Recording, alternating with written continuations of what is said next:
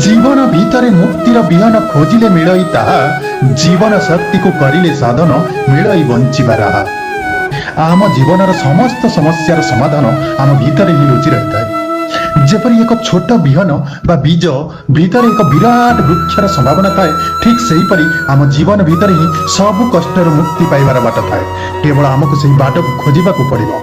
आमे जदि आमर अंतर्निहित जीवन शक्ति को एवं कर्म को सठिक भाव व्यवहार करिबा, तेबे संसार जेते बड़ असुविधा थिले मध्य आमको सफलतार सह बंचिबार एक सुंदर मार्ग निश्चय मिल जिवो।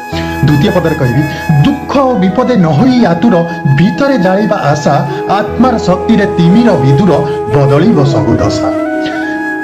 भारत कहू गले जीवन में दुख कष्ट एवं विपद आसवा स्वाभाविक, किंतु सेही समय रे व्याकुल बा हताश न होई आमको आम मन भितरे आशार प्रदीपटिए जाली रखिबाकू हेबो।